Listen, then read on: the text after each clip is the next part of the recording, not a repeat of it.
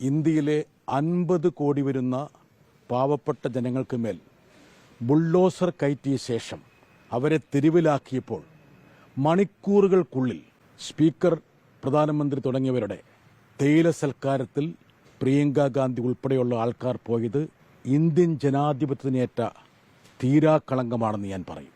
ഇതിനു മുമ്പ് ഇതിനേക്കാൾ പ്രാധാന്യം കുറവുള്ള വിഷയങ്ങളെ മുൻനിർത്തി ഈ പറയുന്ന ആചാരപരമായ തേയില സൽക്കാരത്തിൽ നിന്ന് പ്രതിപക്ഷം വിട്ടുനിന്നിരുന്നു.